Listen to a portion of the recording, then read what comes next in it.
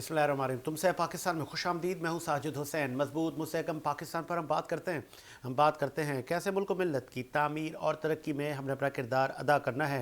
न सिर्फ सिंध बल्कि पूरे पाकिस्तान से कागजात के नामजदगी जमा करवाने का सिलसिला जारी है। राना सना से लेके IPP के लोग अपने आबाई हलकों में इलेक्शन के फॉर्म जमा करवा रहे हैं और तैयारियाँ भी अभी से जारी हैं। लेकिन इस पूरे इसना में मुस्तफ़ा नवाज़ खोखर जो कि पाकिस्तान पीपल्स पार्टी से आप सेनेटर भी थे, उन्होंने आज़ाद हैसियत में फॉर्म भरते और मीडिया से बात करते उन्होंने कहा है कि तमाम पॉलिटिकल पार्टियां लाडला बनने की रेस में लगी हुई हैं।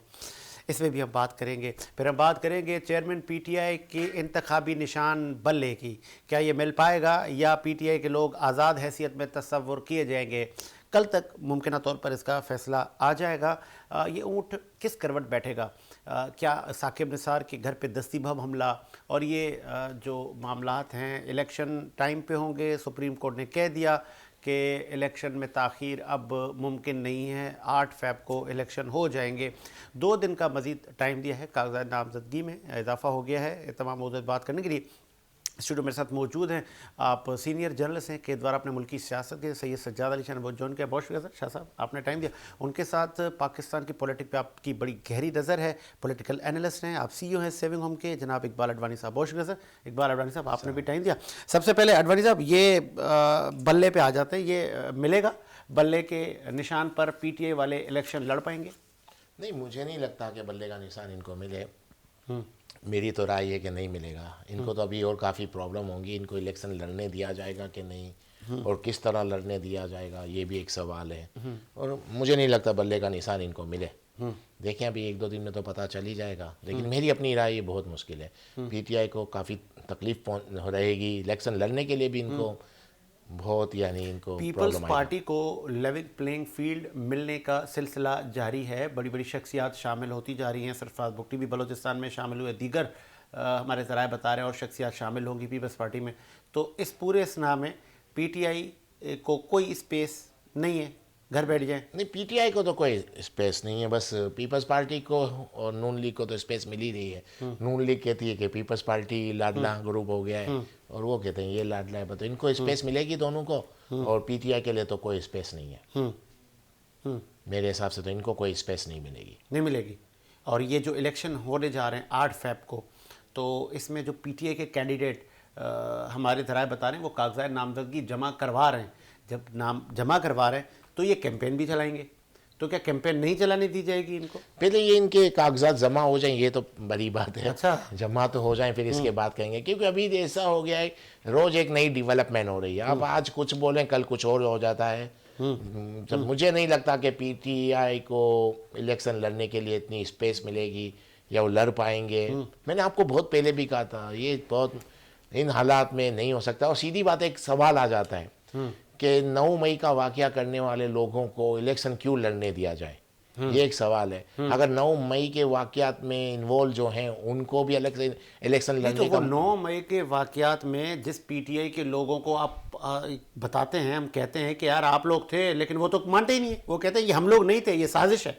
नहीं, वो एक अलग बात है, लेकिन फुटेज वगैरह आई हुई हैं सबकी, और बाद में उन्होंने एडमिट भी किया है और बाद में डिफेंड भी कर रहे हैं। और सबसे बड़ी बात, डिफेंड खान साहब को ये कर रहे हैं, तो खान साहब तो मुलविस थे ना।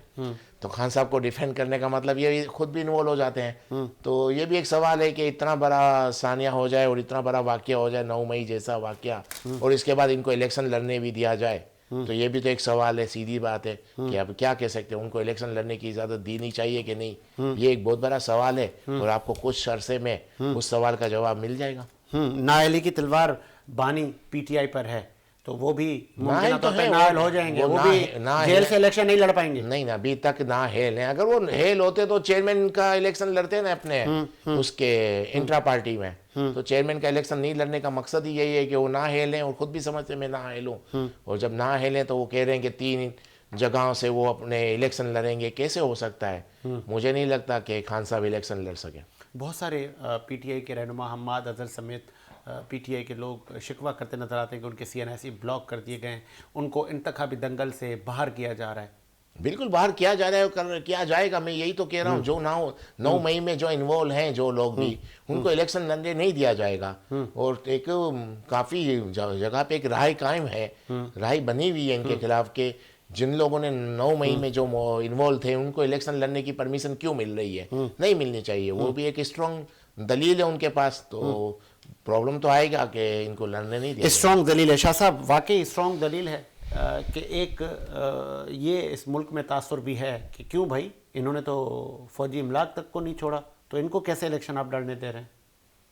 बिस्मिल्लाहिर्रहमानिर्रहीम। साजिद, सूरत हाल जो है बिल्कुल ज़रा सी वाज़े करें, क्योंकि इस वक्त वाकई हमारा मैसेज जो है आपके इस प्लेटफॉर्म से बहुत सारे लोगों तक जाएगा, और कोई भी ऐसी बात जिससे लोग मिसगाइड हो जाएं या इदारे मिसगाइड हो जाएं या कैंडिडेट मिसगाइड हो जाएं, ये तासुर है या कि जमहूरियत लोग इलेक्शन ना लड़ें, या जमहूरियत को नुकसान पहुंचे, वो राय मैं नहीं दे सकता। मैं बड़ी क्लियर बात करूंगा आपके साथ।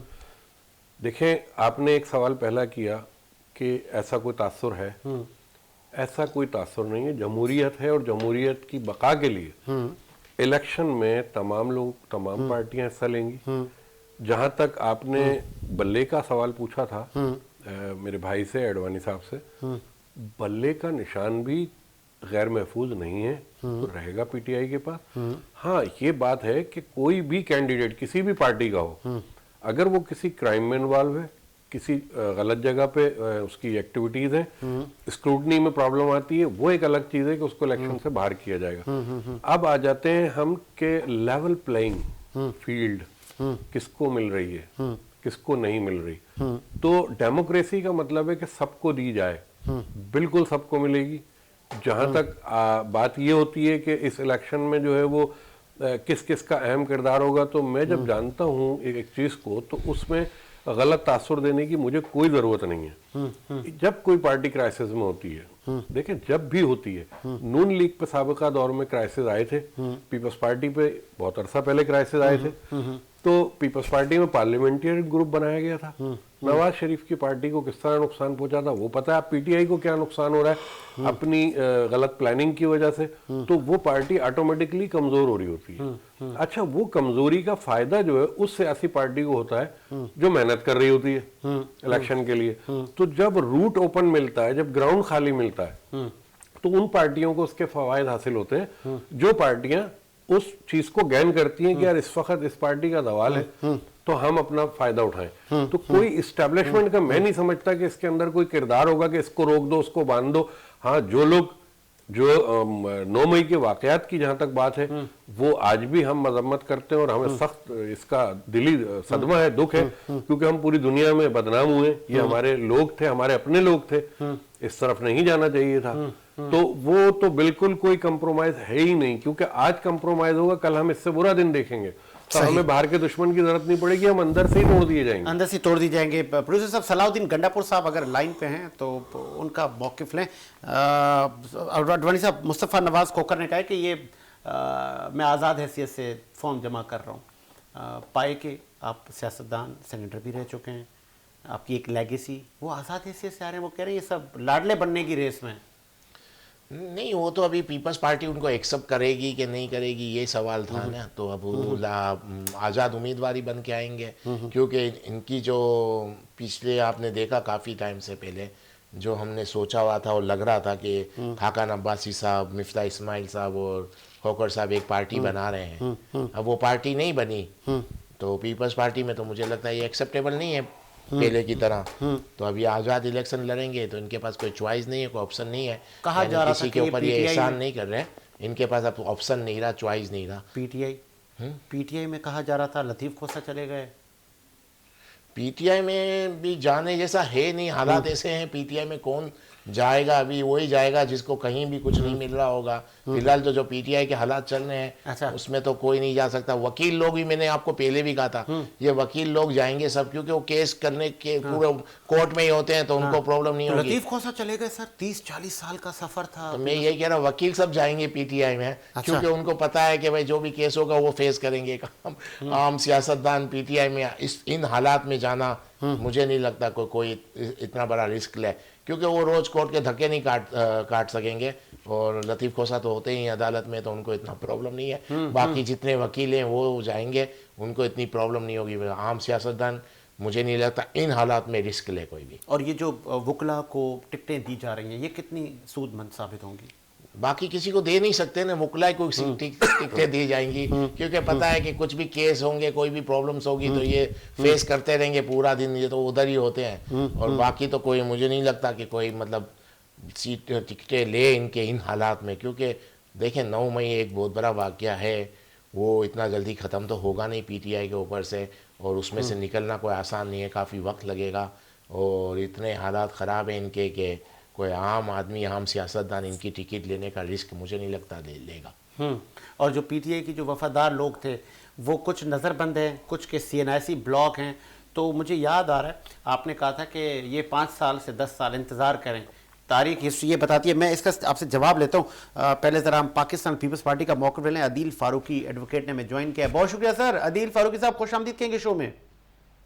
Thank you sir, thank you. Adeel Farooqui साहब, मुस्तफ़ा नवाज खोकर ने आज़ाद हैसियत से फॉर्म जमा करवा के कहा है कि ये पॉलिटिकल पार्टियां तो लाडला बनने की रेस में हैं, तो इसीलिए मैंने आज़ाद हैसियत में फॉर्म अपने जमा करवाएं। तो आप लोग भी लाडला बनने जा रहे हैं?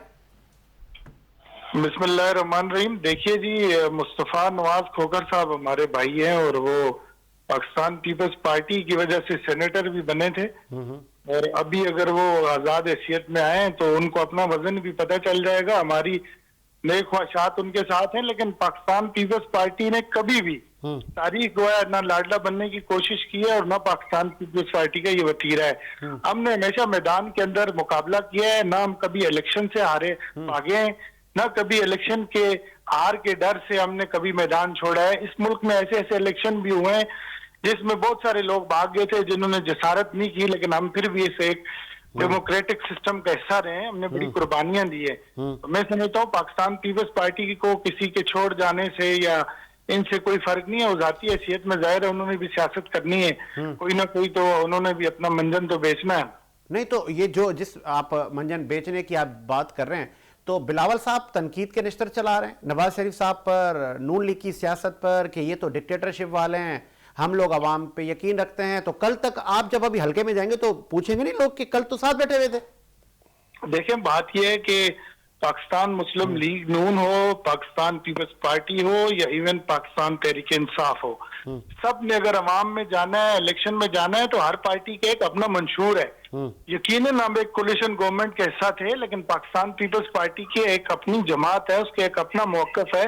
और जरूरी नहीं होता सियासत में कि हर बंदा आपके मौकफ से एग्री करे। पहले आपने देखा मियां साहब कह रहे थे वोट को इज्जत दो, अभी आप देख लें उनका बयानिया। लेकिन पाकिस्तान पीपल्स पार्टी ने हमेशा ये बात की है, डे 1 से हम ये कहते आए हैं कि जमहूरी जो एक प्रोसेस है इसको आगे बढ़ना चाहिए। पाकिस्तान में फेयर एंड फ्री इलेक्शन होने चाहिए और सबको मौका मिलना चाहिए। फैसला जो है वो आवाम करे। नून लीग वाले, मैं सवाल लेते रहे अदील फारूक साहब, नून लीग के रहनुमा कह रहे हैं ये बिलावल साहब की चीखें बता रही हैं, उनको महसूस हो गया है, इत्तला पहुंच गई है, खबर मिल गई है कि अवाम नवाज शरीफ को चाहते हैं और उसी की पार्टी को जितवाएंगे, इसीलिए बिलावल साहब को परेशानी है। फिलहाल तो मेरे भाई आप देखें, नवाज शरीफ साहब की चीखें नहीं नजर आ रही है, आपको नहीं सुन रहे आप। शहबाज शरीफ का क्या मौकफ है, उनका क्या मौकफ है और किस डील के तहत वो पाकिस्तान आए, ये कोई बातें ढकी छुपी हैं। आप मुझे बताएं ना, ये आप इनको इस तरह के लीडरान को आप क्या नेल्सन मंडेला बनाना चाहते हैं इस मुल्क के अंदर? इस मुल्क की आवाम को आप क्या बताना चाहते हैं? इनको एजुकेट करें ना, क्या लोगों को पता नहीं है ये क्या हो रहा है? हम ये समझते हैं, पाकिस्तान पीपल्स पार्टी ये समझती है कि इस मुल्क के अंदर कोई भी लाडला ना हो, सबके लिए लेवल एक प्लेइंग फील्ड होनी चाहिए, fair and free transparent election होने चाहिए। उसके बाद इक्तदार जिसको आवाम ये चाहती है वो आए, आके इस मुल्क की बागडोर संभाले, इसको आगे तो लेकर फिर जमहूरी सिस्टम आप बहुत खूबसूरत बात की आपने कहा लाडला कल्चर खत्म हो, तो फिर आपको याद होगा 1 माह पहले बिलावल साहब ने स्टेटमेंट दी थी कि पीटीआई को इलेक्शन में हिस्सा लेना चाहिए, पीटीआई एक पार्टी है, लेकिन अब जब हम आपसे सवाल कर रहे हैं कि इत्तेहाद करेंगे तो आप कह रहे हैं नहीं, इत्तेहाद तो नहीं करेंगे। नहीं, इत्तेहाद तो देखें ना, ये तो किसी भी पार्टी, अभी आप मुझसे पूछें कि आप नून लीग से इत्तेहाद करेंगे, तो मैं कहूंगा नहीं, ये तो हर किसी का अपना है ना जी, वो इलेक्शन स्ट्रेटेजी होती है। हमें वो एक पार्टी हम चाहते हैं, ठीक है, वो भी इलेक्शन में आए, अवाम को फैसला करने दें, हम जमहूरी लोग हैं। हमने तो कभी, हालांकि वो भले जो हमारे बारे में कह रहे हो, क्योंकि हम तो ये समझते हैं कि अगर अवाम जिसके साथ है, एक आप देखें लाहौर के अंदर कितना एक फराग दिली का मुजाहरा किया बिलावल साहब ने। उन्होंने कहा इस तारीख में आपको ऐसी मिसालें कभी मिलती हैं? उन्होंने कहा ठीक है, अगर ये लोग, क्योंकि वोटर जो है, जो सपोर्टर है, वो हम देखिए, हमने नफरत की सियासत को नहीं फैलाना। हम समझते हैं इस मुल्क की जो जेन्युइन इश्यूज हैं, इन पे बात हो, जरूर हो, यकीनन हो। और जो जिस तरह की गलती कोताहियां सियासत के अंदर इससे पहले सियासतदानों से हुई हैं, सबको अपने आप को ठीक करना चाहिए। लेकिन मैं समझता हूँ fair free election, level playing field जब तक नहीं मिलेगी इस मुल्क के अंदर, एक गैर जानबदाराना, एक गैर मुनसिफाना कौन देगा? नहीं होंगे। कौन देगा? मैं समझता हूँ कौन देगा लेवल प्लेइंग फील्ड आपको?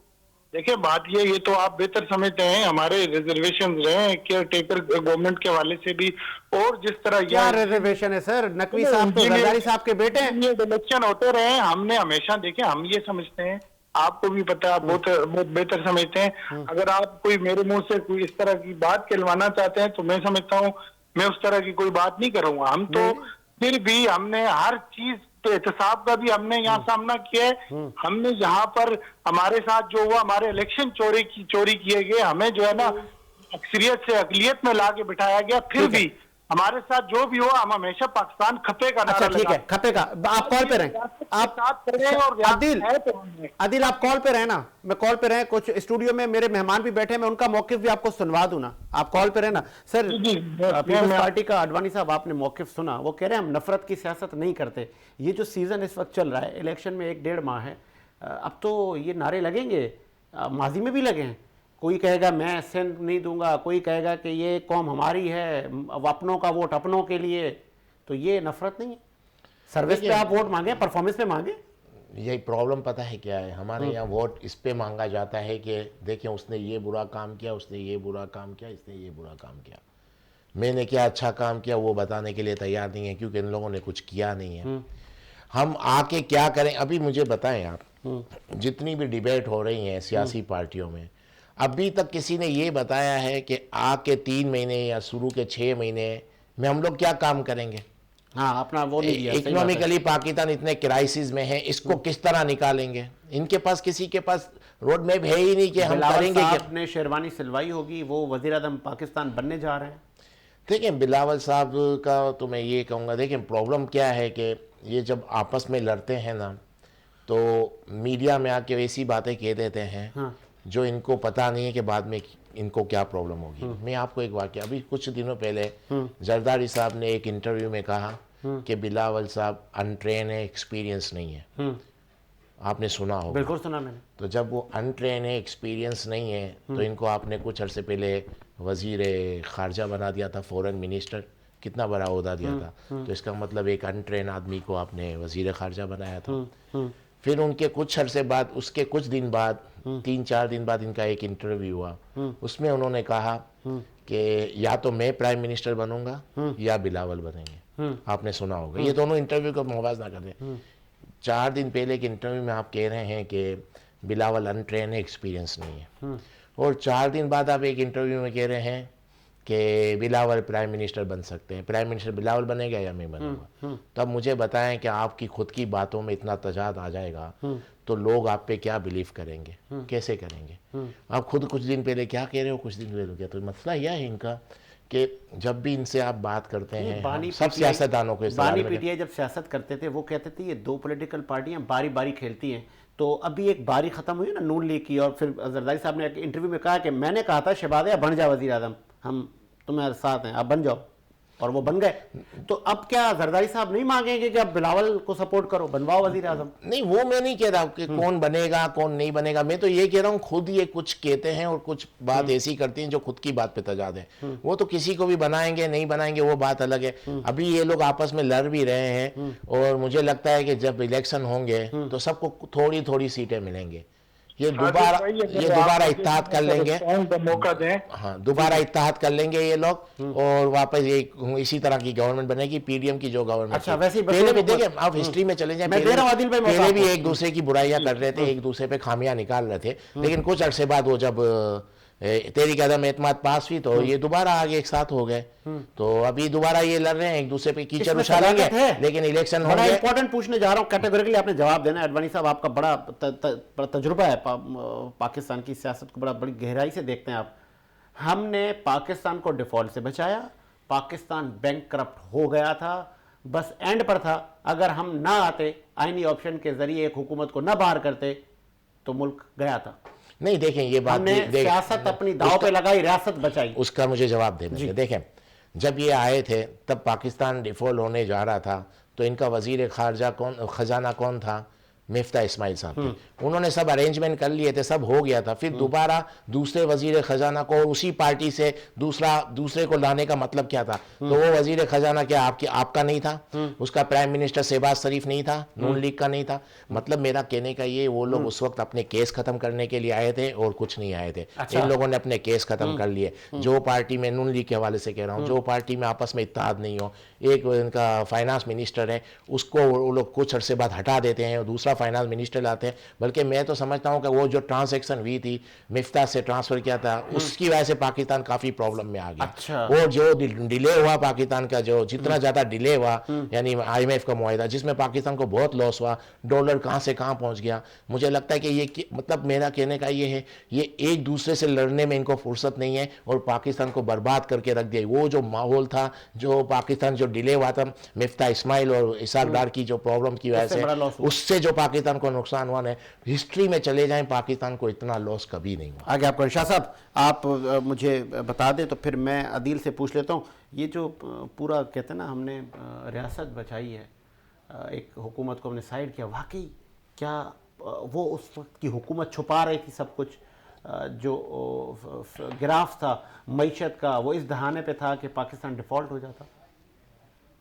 साजिद देखें, ये सियासी जो नारा भी ये सब मैं समझता हूँ कि इस वक्त इलेक्शन का वक्त है और सियासी बयान, सब्ज बागात और ये तमाम चीज़ें अपने अपने फेवर की हर सियासी पार्टी करेगी। लेकिन ये हकीकत है, तल्ख हकीकत है कि PTI के दौर में, जो गुजरा दौर, जो आदम एतमाद का शिकार हुआ मामला सारा, उस दौर में सियासी पार्टियों को चाहिए जब हुकूमत में आए तो पॉलिटिकल इंजीनियरिंग बंद कर दें, आवाम की खिदमत के लिए आए और मुल्क की खिदमत के लिए आए, मईशत के लिए आए। ये जब हुकूमतों में आ जाती हैं सियासी पार्टियां, तो इनके जो लीडरान हैं वो ये भूल जाते हैं कि हम आवाम से वोट लेके आए, हमने आवाम की खिदमत करनी है, हमने मुल्क को बचाना है। ये इंतकामी सियासत के जो मामलात हैं, पॉलिटिकल इंजीनियरिंग इदारों को इस्तेमाल करना, जैसे नैब मिसाल के अभी जो जैसे अभी पीपल्स पार्टी कह रही है कि हमें आप वोट दें, हम डबल से वो कर देंगे तनख्वाहें, क्या मुल्क मुतामिल है? ये नारे सच साबित होंगे? क्योंकि ये नारे आवाम बानी PTI के देख चुकी है। सर साजिद, इस मुल्क की आवाम ने डेमोक्रेटिक दौर के जितने अदवार गुजरे हैं तमाम को स्टडी किया है। आज का दौर टेक्नोलॉजी का दौर है। मैं कहता हूं कोई एक सियासी पार्टी दिखा दीजिए आप मुझे साबिका अदवार से लेके आज तक जो अपने मंशूर पे 100% नहीं चले, 80% पूरी उतरी हो। आवाम बेवकूफ नहीं, पब्लिक है, सब जानती है। इसको मालूम है कि हमारे लिए क्या किया गया और हमने आगे क्या जवाब देना है। इलेक्शन तो होंगे, हाँ। इलेक्शन होंगे, सबको मिल रहा है इलेक्शन का हिस्सा, सब आएंगे, बस हुकूमत कॉल्यूशन बनेगी। ठीक है। अदील फारूकी साहब, आप माहिर कानून भी हैं। इस वक्त आप देख रहे हैं कि एक पॉलिटिकल पार्टी के लोग शिकवा कर रहे हैं, चेयरमैन PTI गौहर खान कह रहे हैं कि हमें दीवार से लगाया जा रहा है, अगर हमें बल्ले का निशान न भी मिला तो हम आज़ाद हैसियत से तस्वर किए जाएंगे और हम इलेक्शन में हिस्सा लेंगे। इसका भी जवाब दिएगा। और दो मेहमान स्टूडियो में बैठे, उन्होंने जो राय का इजहार किया उस पर क्या कहेंगे? बहुत शुक्रिया जी। मैं आपको पहले इसका जवाब दूं। देखिए, बात यह है कि हम तो पहले दिन से इस चीज के कायल हैं कि एक सियासी जो डेमोक्रेटिक सिस्टम है उसमें सबको मौका मिलना चाहिए, वो बिल्कुल आए। और हमारे साथ हाल इससे पहले ये ज्यादती हो चुकी है, निशान हमसे लेकर जो है ना, वो हमें तलवार की जगह तीर दिया गया, इससे कोई फर्क नहीं पड़ता। मैं ये समझता हूं कि अगर पाकिस्तान तहरीक इंसाफ बल्ले के निशान पे भी लेती है, जो भी पॉलिटिकल पार्टी अगर इलेक्शन में हिस्सा लेती है, हम समझते हैं इसका अल्टीमेटली, जैसे दोनों हजरात की मैंने बात सुनी, इन्होंने बड़ी अच्छी बातें की, लेकिन कोई आसमान से तो लोग नहीं आएंगे ना, हमने ठीक करना है ना, यही पॉलिटिकल सिस्टम, इसी को बेहतर करेंगे ना हम। अच्छा। आप मुझे बताएं ना, आपने इमरान खान को भी मौका दे के देख लिया, उन्होंने क्या किया मुल्क के अंदर, आप मुझे कोई उनकी उनकी परफॉर्मेंस पे बात करें ना। आप कहते हैं, आप तनकीद करते हैं पाकिस्तान पीपल्स पार्टी पे, हम नहीं कहते कि हमने 100% डिलीवर किया, गलतियां कोताहियां हमें भी हो सकती है, लेकिन इसी पॉलिटिकल सिस्टम में इन्हीं पॉलिटिकल पार्टीज को आपने ठीक करना है। हम ये समझते हैं कि ये सिर्फ इख्तियार जो है अवाम के पास होना चाहिए, अवाम ये फैसला करे कि कौन इक़्तिदार में आएगा। जब फेयर एंड फ्री इलेक्शन होंगे, बेस्ड इलेक्शन होंगे, तो तभी मुल्क आगे जाके चल सकता है ना। अगर आप सिलेक्शन करेंगे, यानी मेरे पास, अगर कल आज इमरान खान साहब क्या कह रहे हैं कि मेरे पास इख्तियार ही नहीं था, जब आप इक़्तिदार में रह के भी बाज़ दफा बेइख्तियार हो, तो फिर हमें बताएं आप फिर किस तरह आप इनको जवाब दे समझते हैं। हम तो कहते हैं कि इख्तियार उन लोगों को मिले, और बिल्कुल उनको इख्तियार मिले जो इलेक्ट हो, जिनको अवाम इलेक्ट करे, अवाम की अदालत में जो सरखुरू होकर आए, वो इस मुल्क की बागडोर संभाले। ठीक है, मुझे ये लास्ट में, ठीक है, लास्ट में ये बताएगा आदिल फारूकी, बशीर मेमन की क़यादत में जो सिंध में जो इत्तेहाद बन रहे हैं, जत्थे बन रहे हैं, पहले भी बने, 11 और 14 जमाती इत्तेहाद बने, अभी भी इत्तेहाद सरगर्म है, और MQM पाकिस्तान स्पेशली सरगर्म है, उनके आप दफातर डे बाय डे खुलते जा रहे हैं। क्या ग्रीन सिग्नल सबको मिल गया है और आपकी नशिस्त से कम होगी? देखें जी, किसी को ग्रीन सिग्नल मिले, किसी को व्हाइट सिग्नल मिले, पाकिस्तान पीपल्स पार्टी किसी इत्तेहाद से ना खाइफ है, ना माजी में इस तरह हुआ है। ये इत्तेहाद बनते रहे, हमने बहुत सारे लोग देखे। आवाम अब समझ गई है कि काम कौन करने वाले लोग हैं, और सिलेक्शन के जरिए कौन से आगे इक़्तिदार के अवानों पे काबिज होकर और फिर गायब हो जाएंगे। इससे पहले आपने देखा यहाँ इस तरह की प्रैक्टिसेस की जाती रही हैं, लेकिन मैं समझता हूं कि अगर दोबारा इस तरह की कोई भी अगर करने की कोशिश करेगा, वो किसी सूरत में कामयाब नहीं होगा। बाकी MKM एक सियासी अगर जमात है, बाकी जो सियासी जमातें हैं वो आए इक़्तिदार सियासी तरीके से इलेक्शन में हिस्सा ले, उनको पता चल जाएगा। अवाम, हम तो समझते हैं कि अवाम की अदालत में जो पार्टी सरखरू होगी वही आएगी ना, तो फेयर एंड फ्री इलेक्शन हो, उनको भी डब्बे पीपल्स पार्टी को भी पता चल जाएगा। इलेक्शन के दिन वो बॉक्स ही गायब हो जाते हैं, धांधली होती है पोलिंगों पर। हमारी तो कभी ऐसी कोई तारीख नहीं, आप मुझे बताएं कोई बॉक्स हमने गायब नहीं किए। और इलेक्शन कमीशन का काम है फेयर एंड फ्री इलेक्शन कराए, और केयर टेकर गवर्नमेंट उनको बिल्कुल 100% सपोर्ट करे, और बिल्कुल सारे लोगों को, ऐसा भी नहीं होना चाहिए कि इलेक्शन हो और दूसरे दिन पिटीशन फाइल होना शुरू हो जाएं, जी इस इलेक्शन को हम नहीं मानते। हम इसीलिए कह रहे हैं कि ऐसे इलेक्शन हो। इस मुल्क का सबसे बड़ा हाल ही यही है कि जब तक फेयर एंड फ्री इलेक्शन नहीं होंगे, तो इस तरह के मसाइल जो है फिर हम अगले 5 साल भी बैठ के यही चीजें डिस्कस। बहुत शुक्रिया आदिल फारूकी साहब, आपने पीपल्स पार्टी का मौक़िफ़ दिया, बहुत शुक्रिया। अडवाणी साहब, मुझे ये बताएं कि आपने सुना कि पीपल्स पार्टी की वो माजी की सियासत है, आप भी हिस्सा ले लें, आप भी आ जाएं, मिलकर हुकूमत बनाते हैं। बिलावल साहब ने भी कहा हम मिलकर हुकूमत बनाने को तैयार हैं।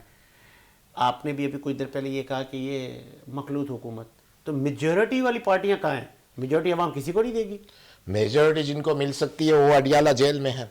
अच्छा, तो वो तो नहीं है, तो फिर मेजॉरिटी तो किसी को नहीं मिलेगी। देखिए, इस रियलिटी को भी मान लेना कि जिनकी मेजॉरिटी है उनको शायद इतनी स्पेस नहीं मिलेगी, उनके ऊपर 9 मई लगा हुआ है, तो ये एक प्रॉब्लम है। तो बाकी था, इनको मेजॉरिटी किसी को भी नहीं मिलेगी, और सबको थोड़ी थोड़ी सीटें मिलेंगी, और ये दोबारा अभी भले एक दूसरे के ऊपर कीचड़ उछाल दें, कल ये दोबारा एक जुमला कहेंगे कि मुल्क के वसी तर मफाद में हम लोगों ने इत्तेहाद किया और मुल्क को चलाना है। काफ़ी क्राइसिस आ गए हैं पाकिस्तान में। तो आपने ये भी सुना ना, अभी आदिल फारूकी कह रहे हैं ऊपर से तो कोई लोग नहीं आएंगे ना, मुल्क तो हमने ही चलाना है ना। तो मैंने कहा कि वो ऊपर से लोग आएंगे, तो बात ये नहीं हो रही ना कि आप लोग नहीं आएंगे, इन्हीं में से आएंगे। तो लेकिन ये होगा, ये मैं बता रहा हूँ। लेकिन भाई ने एक बात कही ना कि करेक्शन होगी, आस्ते आस्ते इन्हीं में करेक्शन होगी। तो मेरा सवाल ये है, कब करेक्शन होगी, कितने सालों के बाद करेक्शन होगी? सवाल अब ये आ जाता है।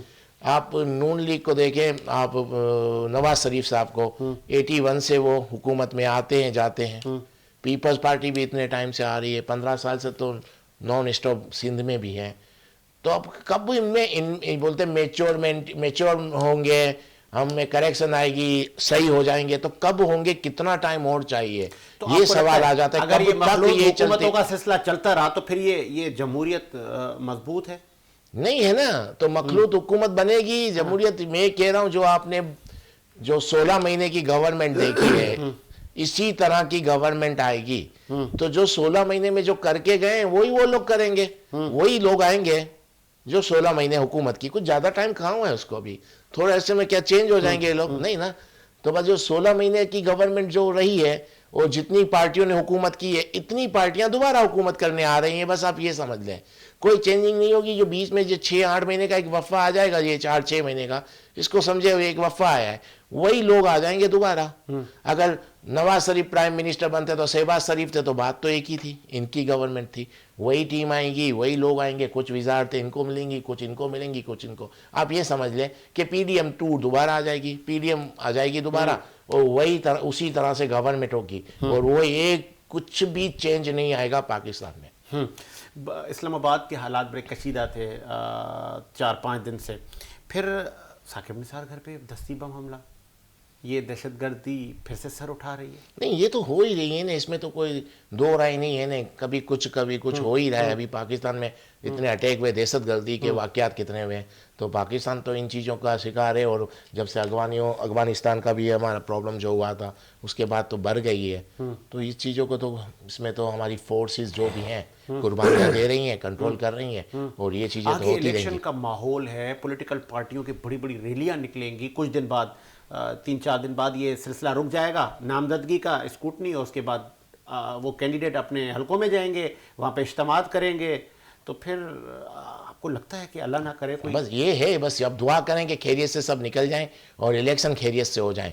अगर पाकिस्तान में इलेक्शन हो जाते हैं खैरियत से, इनकी रैलियां और इनके जो भी जलसे और जुलूस भी तरीके से हो जाते हैं, तो मुझे लगता है बहुत अच्छा है पाकिस्तान के लिए। अगर ये हो जाता है, बिल्कुल अमन रहता है पाकिस्तान में, और इलेक्शन हो जाते हैं, तो बहुत बड़ी बात आपको है। याद होगा 2007 की जब इलेक्शन कैंपेन चल रही थी, तो हमने एक वजीर आज़म गवा दी, फॉर्मर वजीर आज़म बेनज़ीर साहिबा की रैली में ही अटैक हुआ था। बस अल्लाह ना करे कि ऐसा कोई वाक़या हो, और सब कुछ अच्छे तरीके से निपट जाए, सिक्योरिटी अच्छी रहे, और आपस में एक दूसरे से लोग भी ताउन करें, और एक दूसरे पे कीचड़ कम उछालें, तो ज़्यादा बेहतर है। देखिए, इलेक्शन तो होंगे तो आप ही लोग आओगे, कल आपने दोबारा साथ बैठना भी है, ये भी कंफर्म है। तो अब अभी से एक दूसरे पे इतने कीचड़ मत उछालो कि बाद में फेस नहीं कर पाओ। गवर्नमेंट आप ही लोगों को मिलेगी, आप ही मिल के करेंगे, यही है आगे का फ्यूचर। इलेक्शन में एक हुकूमत बन जाती है, सिंपल मेजोरिटी के साथ, कुछ इत्तेहादी मिला लेती है। उसके बाद एक सिलसिला ये भी है, मैं ना मानूं। आपको लगता है जिस तरह PTI के ये हालात हैं, और PTI पटिशन पे पटिशन, ये दोबारा इलेक्शन करवाएं, ये सब धांधली हो गई, हम रोडों पे बैठेंगे, ऐसे हालात? नहीं, वो तो नजर हालात, नहीं आ रहे। वो PTI के हवाले से तो हालात हैं ही ना। हाँ। वो तो पहले से कह रहे हैं कि हमको वो क्या बोल रहे हैं कि हमको तो मौका ही नहीं दे रहे, हमको तो, हमारे तो फॉर्म रिजेक्ट हो जाते हैं, हमको तो फॉर्म नहीं दिए जा रहे, रोज तो कुछ कह रहे हैं हमें। तो वो तो कह रहे हैं लेवल प्लेइंग फील्ड तो दूर की बात है, हमें तो फील्ड ही नहीं दी जा रही। हाँ, अभी आज ही चौधरी परवेज इलाही ने कहा हमको तो फील्ड ही नहीं दी जा रही, लेवल की तो बात ही बाद में के। तो मतलब यानी कि वो तो बात अभी से कर रहे हैं। परवेज इलाही, फिर अभी लतीफ़ साहब की शमूलियत पीपल्स पार्टी में, परवेज इलाही की माजी में भी आप देखें कि वो पॉलिटिकल पार्टियां और मामलात, हम हमेशा हुकूमत के साथ रहे, जैसे MQM, तो उनकी कोई प्रेस कॉन्फ्रेंस नहीं आ रही। वफादारी तब्दील होने का तो ये सीजन है अडवाणी साहब। नहीं, मुझे लगता है इनको मौका नहीं दिया गया कि प्रेस कॉन्फ्रेंस का, वो ऑप्शन अच्छा। इनके लिए था ही नहीं। हाँ, इनके लिए वो ऑप्शन नहीं था। अगर जितना आप हिस्ट्री देखें, परवेज इलाही साहब को ये ऑप्शन नहीं दिया गया कि हाँ प्रेस कॉन्फ्रेंस करें, आपको छोड़ते हैं। मुझे लगता है चौधरी परवेज इलाही को ये मौका मिला नहीं है। अगर इनको ये मौका दिया जाता तो ये अवेल करते, क्योंकि इनकी तो हिस्ट्री है, वो कभी भी उस तरफ गए ही नहीं है। लेकिन मुझे लगता है कि इनको मौका नहीं दिया गया होगा, या अगर कहा गया होगा तो कुछ इस तरह की शर्तें रखी गई होंगी, तो शायद वो नहीं मान पा रहे होंगे। तो शायद इस तरह का पूरी तरह से 100% मौका नहीं दिया गया, जिस तरह दूसरों को कहा के चलें। तो शायद ये लग रहा है, और देखें अभी कि इनको कोई आगे जाके भी कोई अभी मौका नहीं मिला। अगर अभी इनकी देखें, सब चीज़ें अलग हैं, एज फैक्टर भी बहुत बड़ी चीज़ है। अब इनके पास वो एज भी नहीं है, तो इसलिए शाह महमूद कुरैशी को भी मौका नहीं मिला, वो नहीं मिला। मुझे नहीं लगता मिला हो, क्योंकि इनको भी नहीं मिला। क्योंकि जो ये इन लोगों की जो हिस्ट्री है, देखें, शाह महमूद कुरैशी पहले पीपल्स पार्टी में थे, फिर PTI में आए, तो ये कोई ऐसे वफादार लोग नहीं है कि जितना होता है ना कि आप उससे मतलब आप expect कह रहे हैं कि अगर इनको मौका मिलता तो ये कब का छोड़ चुके होते पीटीआई को। क्यों पहले के परवेज इलाही नून लीग में थे किसी वक्त, फिर बाद में ये लोग उधर आ गए, मुशर्रफ के साथ भी काफ़ी टाइम रहे, तो मुशर्रफ के साथ आने का मतलब कंप्रोमाइज़ था। इसके बाद फिर एक बार वो पीपल्स पार्टी के डिप्टी प्राइम मिनिस्टर भी बने थे, प्राइम मिनिस्टर डिप्टी बने थे, तो इसका मतलब ये है कि परवेज इलाही साहब हर मौके के साथ होते हैं। फिर पीटीआई के स्पीकर बने पंजाब असम्बली के, बताएं। तो मतलब कहने का ये ऐसे इस तरह के इनकी हिस्ट्री नहीं है या इनका बैकग्राउंड, इनको अगर देखें तो अगर आप इनकी लाइफ को, तो ये ऐसे लोग नहीं है कि किसी एक पार्टी के लिए इतनी वफादारी निभा सके। तो मुझे लगता है इनको मौका नहीं आगे आपका शाह साहब, सिंध में इतना बड़ा इत्तेहाद, कराची की डायनामिक्स को तब्दील होता हुआ आप देख रहे हैं। जो पीटीआई का इतना बड़ा वोट बैंक था, 12-13 उनकी कौमी की नशिस्तें थी, सूबाई थी, वो अब किसके पलड़े में जा रही हैं? साजिद, कराची की अगर आप बात करते हैं जनरल इलेक्शन के हवाले से, तो जो मेरी समझ में बात आ रही है कि जो इस वक्त की नागुफ्ताबा सूरत हाल है सियासत के मामलात की, तो एमक्यूएम का नून लीग के साथ अलाय हो जाना, गवर्नर साहब का मौजूद होना, पीपल्स पार्टी का ग्राउंड पर बल्दियाती इलेक्शन का ले जाना, जमात इस्लामी की बल्दियाती इलेक्शन में से नज़र आना, ये तमाम चीज़ें बड़ी मायने खेज हैं। इसमें मुझे पीटीआई की वर्थ इसलिए कम नज़र आ रही है कि मैंने तकरीब हलफ बर्दारी बल्दियात की जब हुई थी उसमें भी कुछ मामलात देखे थे बजाते खुद, तो मैं जहाँ तक समझता हूँ कि वो चैप्टर तो बहुत आधा अधूरा है, वो तो समझ नहीं आ रहा। लेकिन जो बचे कुछ वोट हैं, जो वोटर निकलेगा, जो करेगा, तो वो वोटर होगा कुछ आज़ाद दिमाग का वोटर होगा, थोड़ा बहुत टीएलपी का भी किरदार है कराची शहर में, अच्छा, और JUI भी है, और अपना आपको पता है फिक्शनल लीग भी है, काफ़ी सारी पार्टियां। कराची शहर अब जो है ना उस चीज़ का मुतामिल नहीं कि कोई एक कहेगा मैं हूँ, अब ऐसा नहीं होगा, बल्कि ये जो तो एमक्यूएम में जान नहीं आ गई, मुस्तफ़ा कमाल आ गए, अनीस कायम खानी आ गए, वहाँ से फारूक सत्तार साहब ने अपना जत्था छोड़ा, वो भी आ गए, तो यार मेरी गाड़ी के साइलेंसर में भी काफ़ी वेल्डिंग हुई हुई है, पर मज़ा नहीं दे रहा, वो पूरा बदलाना पड़ेगा। तो अब मुझे नहीं लगता कि ये कलूशन को फ़ायदेमंद होगा। अच्छा, अपनी ज़ाती बात कर रहा हूँ मैं, तो वो अल्लाह पाक खैर रखे, सियासी पार्टी है, उनको काम करना है। देखिए कराची में बिल्कुल स्टेक रहा है, बात ये है कि हमेशा उनके लोग, सबसे पहले वो गई है नवाज शरीफ साहब की पार्टी में। भाई देखें, वो शुरू से पीपल्स पार्टी के साथ भी तो रहे, आप तारीख देखें ना कि कौन सी हुकूमत है जिसमें वो नहीं बैठे। बात मैंने आपसे पहले भी की, दोबारा कर रहा हूँ कि अवामी खिदमत का जज्बा और अवामी खिदमत का किरदार, आखिर आप बल्दियात को आपने क्यों ड्रॉप किया, उस ड्रॉप करने से क्या नुकसान हुआ, ये सबको पता है ना। पीपल्स पार्टी मुकम्मल होल्ड में है कराची से, सही मुकम्मल। आप ये देखें कि जब इलेक्शन सर पे होगा ना, किसी की कोई इन्वॉल्वमेंट नहीं, मैं आपको बता रहा हूँ, इलेक्शन बड़ा अच्छा नजर आ रहा है मुझे, अच्छा, बड़ा क्लियर नजर आ रहा है। लेकिन इन तमाम बेवकूफ़ियों या अक्लमंदियों को समझ लें आप कि सियासी पार्टी की अपनी चालें होती हैं, वो अपने तरीके से खेल रहे होते हैं कि हमें पता है हम ये कर जाएंगे। बाज़ दफ़ा उल्टी भी पड़ जाती है, उल्टी पड़ी है तो एक साहब अडियाला में बैठे ना, अच्छा, उल्टी कहीं ना कहीं पड़ती है तो ग्रिप आती है, ग्रिप खामखा नहीं आती है। आप इस इलेक्शन को आप मेरी नज़र से अगर देखते हैं तो मैं आपको वाज़ेह बता रहा हूँ कि ये इलेक्शन में सबको सबका हिस्सा जरूर मिलेगा, रेवड़ियां सबको बटेंगी, लेकिन आवाम ही बांटेगी। सिंध में पीपल्स पार्टी आ रही है, सिंध में पीपल्स पार्टी डेफिनेटली इसलिए है साजिद कि सिंध में पीपल्स पार्टी का अभी का तो होल्ड नहीं है, अच्छा, बहुत पुराना होल्ड, मतलब आप कह रहे हैं डैमेज तो नहीं है, खराब तो नहीं है मामला। नहीं, मैं समझता हूँ कि सिंध में पीपल्स पार्टी को कोई ना फर्क पड़ा, बल्कि कराची में पीपल्स पार्टी जो है वो एडवांटेज ले जाएगी, एडवांटेज ले जाएगी। लेकिन एक बात मेंशन करता चलूं कि जो कैंडिडेट नून लीग उतार रही है कराची में, वो बड़े वजनी कैंडिडेट हैं, वो भी ले जाएंगे सीटें, ये बात भी तय है जो नजर आ रही है बात। अडवाणी साहब, कैटेगरी मुझे बताइएगा, 2 सवाल आपको मैं दे रहा हूँ, वक्त इख्तिताम की तरफ हम जा रहे हैं। पीपल्स पार्टी को चौथी बार सिंध के लोग मुंतखब करेंगे और फिर से हुकूमत सिंध पीपल्स पार्टी की होगी, नंबर 1 सवाल। दूसरा, एमक्यूएम पाकिस्तान का एक शहर में धाक था, एक होल्ड था और तूती बोलती थी उनकी, मेयर उनका तमाम सीटें वो निकाल लिया करते थे, इस बार सरप्राइज करेंगे एमक्यूएम वाले? देखिए, पहला सवाल जो आपका है कि पीपल्स पार्टी नो डाउट पीपल्स पार्टी सिंध में तो हुकूमत बना लेगी। ओके। सिंध तो पीपल्स पार्टी का है, इसमें कोई दो राय नहीं है, ये तो इनको मिलेगा। पीपल्स पार्टी की सिंध में गवर्नमेंट बन जाएगी और इसमें कोई दो राय नहीं है। अब रहा सवाल दूसरा आपका, और वो जो बना लेगी हुकूमत, इतना उन्होंने काम किया है तब बनवाएगी, नहीं या काम, कि भुट्टो का नजरिया अभी भी जिंदा है सिंध में? नहीं, होल्ड है इनका, काम चॉइस ही नहीं है, काम नहीं किया, काम नहीं किया, बस कोई ऑप्शन नहीं है दूसरा, ये आ जाएंगे, इस तरह से आप कह सकते हैं। काम तो कैसे, आप सबको पता है, मैं क्या बोलूँ, कोई मैं बोलूँगा तो प्रॉब्लम हो जाएगी। काम तो नहीं किया, वो तो सबको नजर है, वो तो खुद भी ये कहते हैं हमने काम नहीं किया, लेकिन हम इनका होल्ड है, वो सामने कोई दूसरा है नहीं, अकेले हैं लोग, तो कोई है नहीं, ऐसी पार्टी नहीं है।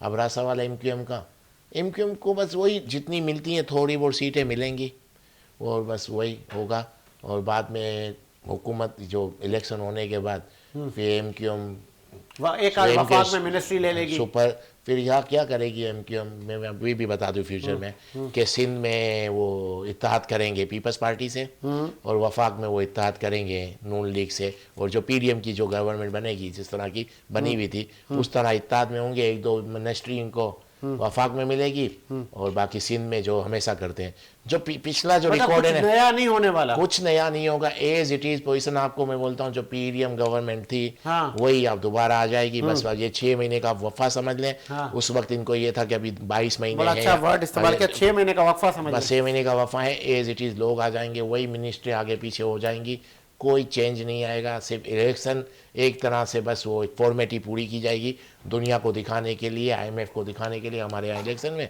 लेकिन आएंगे यही लोग इसी तरह आएंगे, क्योंकि बाकी तो इलेक्शन लड़ ही नहीं सकते, बाकी नहीं लड़ सकते, वैसी ही हुकूमत बनेगी। मुझे साजिद हुसैन को इजाज़त दीजिए, अल्लाह हाफ़िज़।